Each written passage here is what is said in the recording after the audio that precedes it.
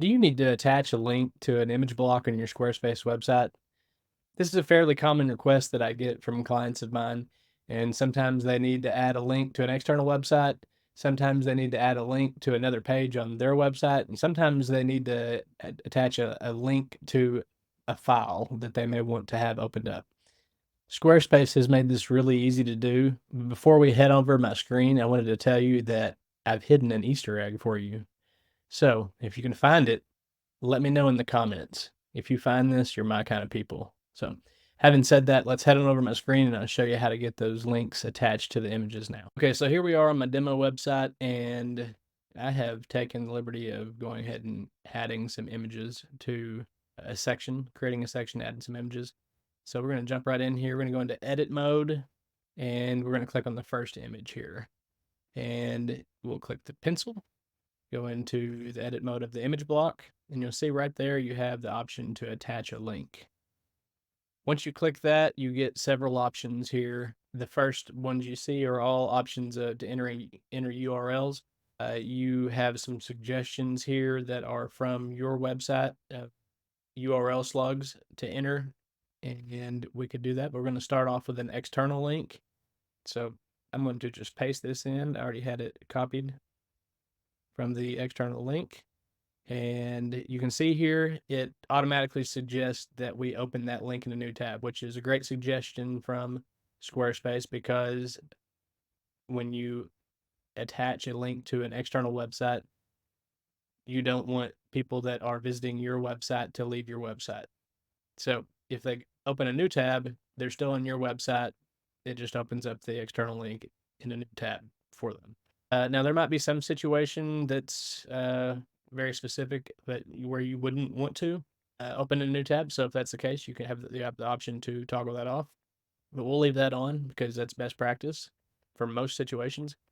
So, and then we'll go into the next image, and we'll talk about the next option of attaching a link. So click attach link, and the next would be to attach a link to another page on your website. So we'll use this contact page here, and you can see, because it's on your website, there's no reason to open it up in a new tab. They're not leaving your website. So that's a great suggestion.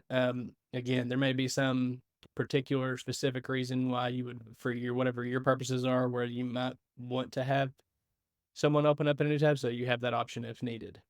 And then the last option we will do in this last image here, and I'm going to, okay, slide that up a little bit. All right, so I'm going to hit the pencil there. I need to move myself out of the way. All right, so we'll go attach link.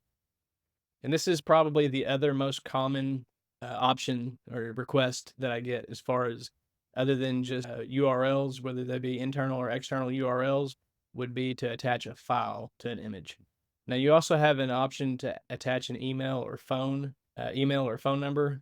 Those don't happen very often. If you do want to know how to do those or how to use those, let me know in the comments. I'll be happy to make another video if I get requests for that.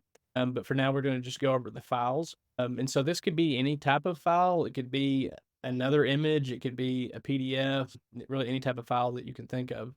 But most commonly, it's going to be probably a PDF that people want to have attached. So that's what we're going to attach here. I already have this attached or uploaded to my website, I guess I should say. But let's say that it wasn't. So if it wasn't, then I would just have to hit this upload button, and then there it is. Double click on it, and now you can see how it is attached, and you see the file name. You see the file name populate here. So let's save this, and let's exit out of the edit mode and go into full screen preview there. We'll scroll down to the images. Let's see how these work. So this first one was supposed to be an external link, which should open up in a new tab. And we had it linked up to the Chicago Bears website. So see, that opens up in a new tab, and they still have your website open here. So, and then the other option would be on this image, it was supposed to be an internal link. So no new tab, takes them over to the contact page. Go back to home, scroll back down to the images, and then click on the last image, and you see the PDF populates in a new tab. Hopefully you found this helpful. If you did, hit that thumbs up to leave me a like and subscribe if you'd like more Squarespace tutorials like the one you just watched. And if you'd like me to build your Squarespace website for you, you can find my contact information in the description below.